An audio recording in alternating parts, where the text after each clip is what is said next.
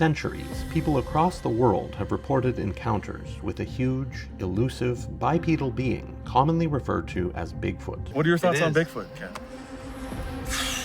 If you were to say, and maybe you guys have said this, if Bigfoot is a demonic thing. An official-sounding way of acknowledging something that wasn't supposed to exist. Is Bigfoot just a mythological creature, or does it have to do with some type of Nephilim or a spiritual creature? I don't know. We're gonna jump into this and have this discussion. Let's get into it. Shout out to the Blurry Creatures podcast. Here we go. We believe in talking donkeys, giants. You got to go through the whole list, right? Yeah. So either believe it all or none of it. You can't pick and choose, I don't think. And so when I think we do that, we can sort of some vernacular has been like is the sort of the re-enchanting. But you got to start somewhere, and I think we started with the most common sort of paranormal experience. Bigfoot. Yeah. That's where we started. It's the gateway drug. What are your thoughts on Bigfoot, Ken? That's a nice segue. We actually put that out on a T-shirt recently. I'm open-minded. I'll tell you where I stand.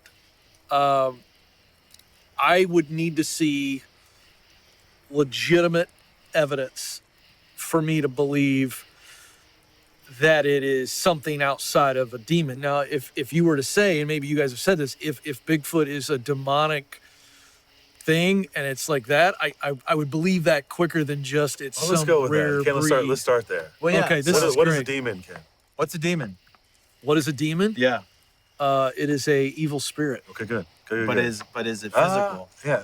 Is it physical? Yeah. I think it can be. Okay. But it needs something to be physical, right? It's not by itself, right? Like, Not necessarily. Let's look at the Bible. So I believe that it can embody someone. There we go. Yeah. In Scripture, God makes it very clear. Because He casts out demons. Why would a spirit want to get in a body? So it can do bad things. Yeah. Hey, listen, I don't know. Yeah. I'm going to do my best to answer these questions. Whoa, that's interesting. Yeah, demons usually, for whatever reason, want to come into a human, possess a human. Is it because they want to do bad things, or is it because they want to do bad things to that person? Correct me when I'm wrong. This is good. No, The ancients called them bastard spirits. Okay. So they're sort of like, they weren't supposed to be here. Right. Their parents had a fuzzy past, and they're sort of lingering around. Okay. That's the idea of the Nephilim. The Nephilim spirits are the spirits that are now demons, according to some Jewish historians, I believe. Bigfoot leaves footprints. Bigfoot has hair on fences. Bigfoot has looking in windows. Bigfoot doesn't know what it's doing a lot. That's what Allegedly. That's what you've been told. Allegedly. Yeah. I mean, I'm saying, do I believe in Bigfoot? Sure. The answer is to see this physical being, I got to see it with my own eyes. No, that's fair. I think that's fair. And also, but I just want to deconstruct demon because I think demonic, yes. Demonic, yes. So It's there's a difference between like demonic, adjective, our alien encounters demonic. Absolutely, most of them are evil. Like they're abductions. Not all of them. Allegedly, but not all of them. But most of them are, right? And that would I would consider that to be demonic. Are a lot of Bigfoot counters demonic? Yeah, I would think that like there's frightening, right? Right. But is Bigfoot a demon? And I mean, by definition, a demon's a spirit. And as Nate's saying, I think what we've kind of gone down is like demons don't leave footprints. Gotcha. Demons don't. Yeah. Demons don't leave hair. That's what's embodied. But so again, it could be like a rental car for a demon. But I love this question because here's what I want the audience to hear. Yeah. I want the audience to hear that there's a difference between belief and knowledge. Sure. So I'm going to tell you I don't believe that there are Bigfoots, but I will also be the first to say I cannot say that I have knowledge that I am correct. You don't. What's the plural of Bigfoot? Would Bigfoot be Bigfoot. big feet? Big feet. It's kind of like the whole and to get up in the north and the Midwest, it's like is it beers or beer or deers or deers, right? I think it's deer, but so then you have like if you drank 3 beer, it'd be like 3 beer, right? This is the Wisconsin argument. That's actually great. It's not a bad. Are they Wisconsin right now? Shout out to Wisconsin. Born and raised. On the playground is where I spent most of my days. But yeah, I grew up in northern Wisconsin. Not a bad argument, sense, right? But I think that's what the show is. That's the point, is that there's half the population. To me, it's like one of my favorite 80s movies. We have an 80s theme. Is that moment where he's like, you got to sell the farm, Ray. Right. Like you plowed your field. Yeah. You built a baseball field. Right. You're crazy. Right. Then this paranormal experience happens. This ghost walks on into real life, saves his kid. He's like, don't sell the farm. So some people need that moment. But everyone else is like, the different guy. They're Ray. Like they hear a voice, they feel something, and they're like, I don't know it's true, if it's true. And then that's one of the best movies that's one of my favorite movies because it's like, Field of Dreams. Field of Dreams. Oh yeah, It walks it's one of the between great sports movies all time. Yes, the skeptic. Hoosiers as well. Hoosiers number one. And he believes that he's just kind of on a mission. He doesn't really know what he's doing. And then he's pissed because he can't go out into I can't go out there and see what the afterlife is like. And they're like, you want to wait. So it's like, it plays to all the different types of personalities. Yeah. And that's what we started with, the most skeptical. Yeah. The way that we handled this is like, okay, you can look at a pyramid. You Right. can see it. You can't deny that it exists. Right. It's 20 million blocks. Yeah. And they're all 2 tons. Yeah, no cranes. Yeah, it would take 20 years if you laid one block every 5 minutes. Right. So how did they do it? Full disclosure. start there. You shared this with me before Yeah. over cigar, Yeah. and that's what got me. That's Yeah. when I knew Yeah. you'd done your homework, because Yeah. I had actually never had to confront that, and I was Yeah. like, "That's a good point." Then there's Stonehenge. Yeah. I mean, how do you move Peru. these giant rocks? And there's the Peru pyramids all over the situation. world. And they're Yeah. all built kind of the same. I started watching the documentary because We have seen that a guy on his own has showed how much work it would have to do for him to move massive boulders on its own with physics. It's pretty impressive that he's able to do this. But can you do that in mass scale? Would they have thought about that? Maybe that is for sure. Here's the best apparent evidence for Bigfoot, and I'm excited to see this. Of a whole lot more the authorities don't want you to know. For centuries, people across the world have reported encounters with a huge, elusive, bipedal being commonly referred to as Bigfoot. Yet, despite thousands of eyewitness testimonies, compelling physical evidence, and a growing body of scientific analysis, mainstream institutions continue to reject the notion of Smithsonians. Why do so many people still want to believe in Bigfoot? FBI releases documents from Bigfoot investigation finding hair and tissue belong to deer. Oh, I feel like just a lot of people don't like the Smithsonians because they're the ones who keep reality in check. Maybe that's what's going on and everyone doesn't like it. existence. Why? This documentary sets out to dismantle the skepticism surrounding Bigfoot by presenting all the most comprehensive and meticulously analyzed evidence ever compiled. This is not a film of speculation or folklore. Every piece of evidence presented has undergone scrutiny by experts, including scientists, forensic analysts, and experienced outdoorsmen. From historical records and indigenous oral traditions to modern sightings by police officers, military personnel, and park rangers, the consistency of reports spanning centuries is impossible to ignore. Footprints exhibiting anatomical precision beyond human hoaxing capabilities, hair samples and unidentified bodies that defy classification, and video footage that withstands extensive analysis.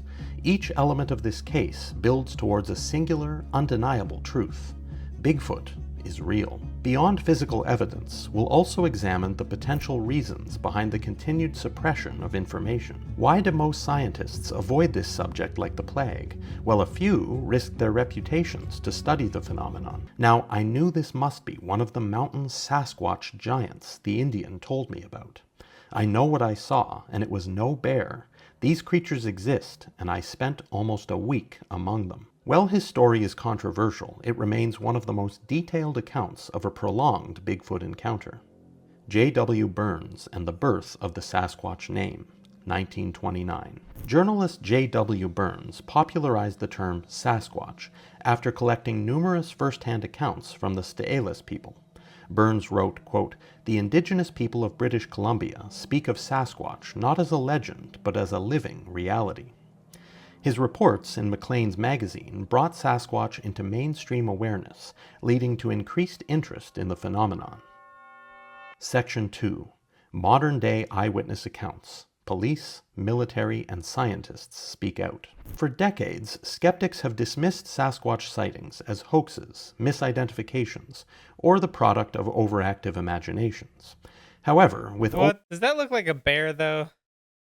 80,000 reported sightings in North America alone, doubt becomes considerably harder to maintain. Among these witnesses are many highly credible individuals. When trained professionals, law enforcement officers, military personnel, and respected scientists report encounters with massive, unknown bipedal creatures, it raises serious questions. These individuals have everything to lose and nothing to gain by coming forward, yet they do so because what they saw was undeniable. Officer Dennis Hereford, Oregon, 1970s. Sheriff's Deputy Dennis Hereford was patrolling the back roads of Oregon when he saw a massive, upright figure emerge from the tree line. As a trained observer, Hereford knew how to differentiate between a bear, a man, and something entirely unknown. He later described, quote, "It moved in a way no person in a suit could. The proportions were all wrong, and it cleared a 6-foot embankment in one step. Its arms swung low, much lower than a human's, and the hair covering its body was matted and dark brown." Officer Brian Gosselin, Whitehall, New York, 1976. Whitehall, New York has long been a Sasquatch hotspot. In August 1976, Officer Brian Gosselin had a direct encounter with a massive bipedal creature on a bare road. While on duty, he illuminated the creature with his patrol car's spotlight and described it as standing over 7 feet tall, covered in dark hair, with a muscular build and an ape-like face.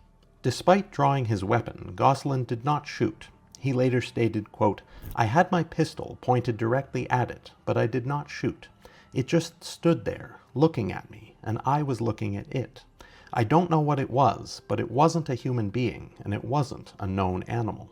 Gosselin later detailed the incident in his book, A Bear Road: The True Story, cementing Whitehall's reputation as one of the most credible Sasquatch sighting locations in North America. Vietnam War, The Rock Apes, 1970s. During the Vietnam War, U.S. Marines reported encounters with what they called rock apes, powerful bipeds that threw rocks at them from the jungle. No known great apes exist in Vietnam's jungles, yet these creatures seem to be territorial, defending their habitat. Corporal Steve Hansen vividly recalled, quote, "We were on patrol when the trees around us erupted with movement. Suddenly, these hairy creatures appeared, standing on 2 legs and making these loud, almost human-like whoops. They hurled rocks at us with force, like they were trying to drive us away. We fired warning shots, but they didn't scatter like animals would. They stood their ground, watching us until we left." Military reports referred to the What? I feel like every time there's like a military accusation or military conquest, there's always some type of sighting. Is it because people are just in such great distress that they start seeing these things, or they're actually encountering these beings because that is what is going on? I don't know. as unidentified jungle bipeds, an official-sounding way of acknowledging That's something that disturbing. wasn't supposed to exist. U.S. Army training exercise in the Sierra Nevadas, 1980s. A group of U.S. Army soldiers encountered an unidentified bipedal creature during a night training exercise in the remote Sierra Nevada mountains. Initially, they believed it was a bear, but they soon realized it was walking upright. Sergeant Michael Andrews later recounted, quote, "We were doing a routine patrol through the woods when we heard something huge moving nearby. At first, we assumed it was a bear, but then it stood up on 2 legs. It was at least 9 feet tall, covered in dark fur, and its eyes had an eerie yellowish glow when we shined our lights. We froze, weapons ready, but it didn't attack. It just stood there, watching us, before turning and walking into the night." Several soldiers later reported hearing deep, guttural vocalizations,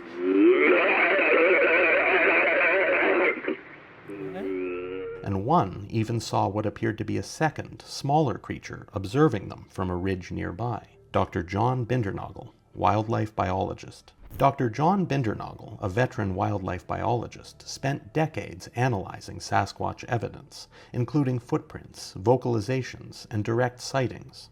His conclusion? Bigfoot is a real, undocumented species. Bindernagel recounted a personal sighting of his own, quote, "It was 2007, and I had been invited to spend a week on some land in Kentucky known for Sasquatch activity. Around the middle of the week, I saw an upright figure standing in a fence row, gently rocking from side to side. It was fairly obscured by vegetation, but I could see a shoulder and what appeared to be a head. It eventually got spooked by our presence and retreated into the forest, but as it walked, its large arm came into view, swinging backwards. Section 3. Bigfoot-like creatures beyond North America. Sasquatch is not just a North American phenomenon. Throughout history, nearly every culture has documented encounters with large, hair-covered, bipedal creatures in their forests, mountains, and remote wilderness. Known by different names and described with slight variations, these beings appear to be part of a global mystery, one that Maybe they have ties to the Nephilim. These massive, massive beings. What if that's what is going on? They say they're giants, bigger than humans. an undiscovered species may be living among us. In this section, we'll examine the most well-documented Bigfoot-like creatures from around the world, including the Yeti of the Himalayas, the Yowie of Australia, the Yeren of China, and the Almas of Central Asia. Each has a rich history of sightings, indigenous knowledge, and even scientific scrutiny that challenges the mainstream dismissal of their existence. The Yeti of the Himalayas. Known as the Abominable Snowman, the Yeti is a massive, bipedal, ape-like creature said to inhabit the high-altitude regions of the Himalayas, primarily in Nepal, Bhutan, and Tibet.